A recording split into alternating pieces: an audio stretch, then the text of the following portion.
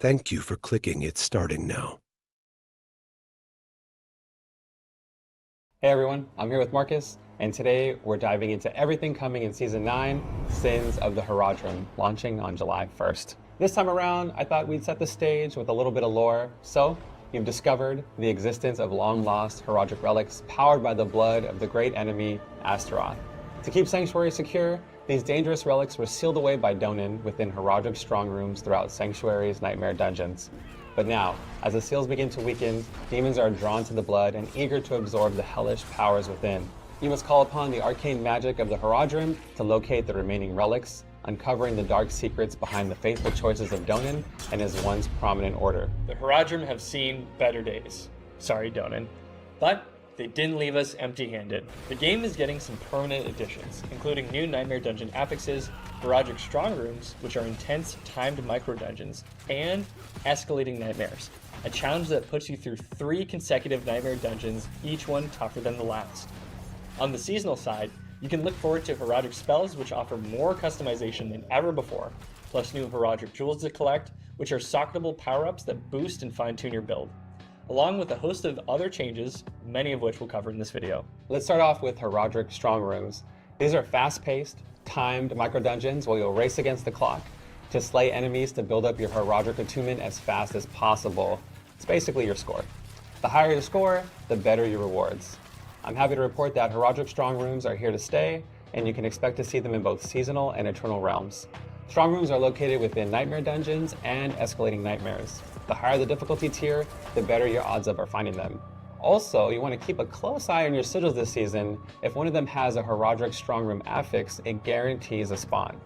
So, while blasting through Nightmare Dungeons and Escalating Nightmares, you'll want to be on the lookout for a hidden gateway.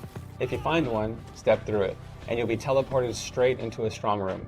Go ahead and clear out the monsters in the area. Don't worry, they probably deserve it anyway. And you'll be presented with a choice of Horadric pillars to select. These options influence the run a bit, so choose wisely. The number of available pillars scales with the difficulty. From there, it's go time. Slay as fast as you can to boost your score before the timer runs out. Any deaths will reduce your remaining time. For hardcore players, this will definitely reduce your time by a lot.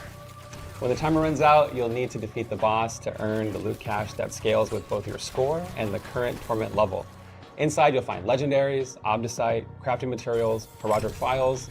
Horadric files are the seasonal currency used to power up and craft your seasonal items and spells. But most importantly, upon completion, you'll get a chance for an escalation sigil, which Marcus will cover. But I did want to mention, if you go back and complete the original dungeon where you first found the strong room, you'll get a nice buff for doing so. Kinda neat. Escalating Nightmares is an activity that challenges you to complete a series of 3 consecutive dungeons. On Torment difficulties, the monsters become stronger as you progress throughout. In addition, 2 additional affixes are added to each consecutive dungeon, so by the 3rd dungeon, things may be getting a little bit dicey. Escalation sigils drop from Horadric Strong Rooms on Torment difficulties and on the seasonal reputation track.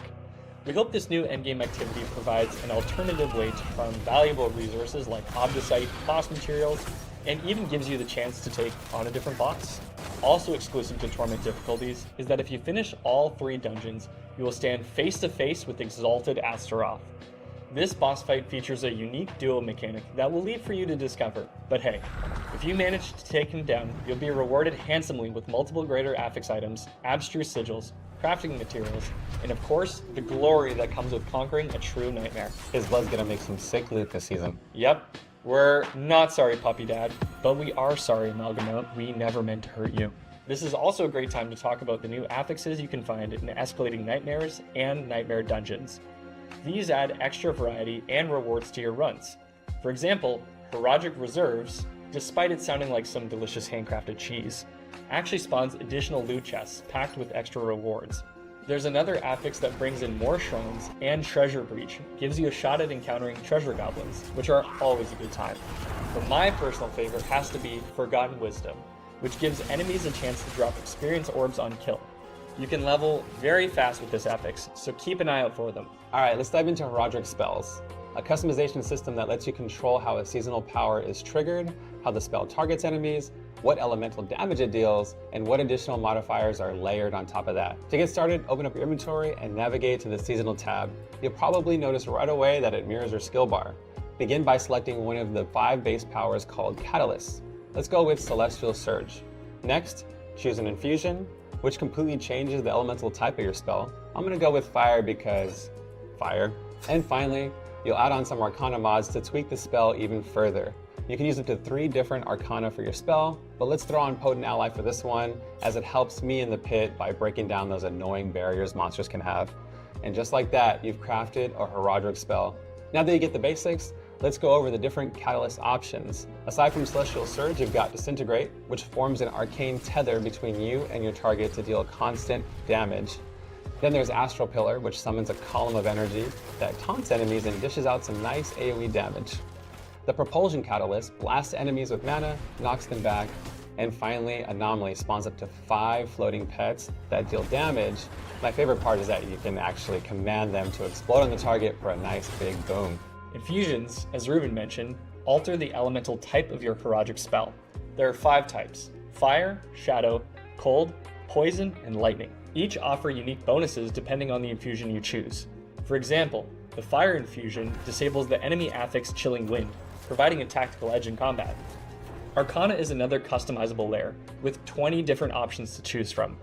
Each Arcana provides a distinct effect, such as applying vulnerable to enemies, increasing movement speed, enhancing various Horadric spells, or even teleporting your character.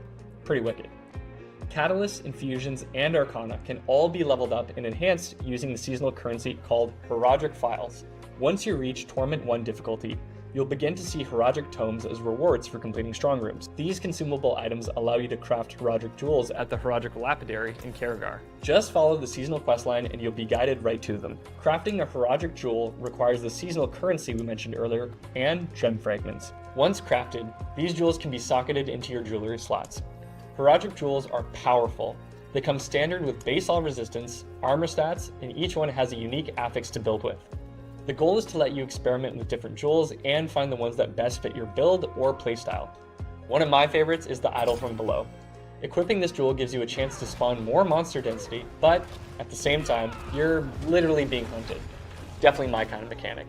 These jewels can also provide bonuses to Arcana, movement speed, critical chance, catalyst enhancements, and even increase the size of your minions, a favorite among many. In total, there are 15 different Horadric jewels to craft and experiment with, offering a wide range of variety. Running Horadric strong rooms and progressing through the seasonal reputation board are excellent ways to gather all the Horadric files and Arcana you'll need. But if you find yourself short on seasonal currency, be sure to check your inventory, as you might have an elixir of files on hand.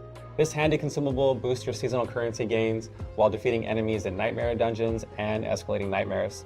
In addition to these systems, there are several other quality of life improvements, like ashes for example, which have been rebalanced in terms of when and where they are earned during the seasonal journey. Masterworking costs have also been reduced across the board, and a brand new unique item is being added to the loophole per class. One particularly welcome change is you can now activate a Nightmare Dungeon sigil while already inside another dungeon. No need to leave first anymore.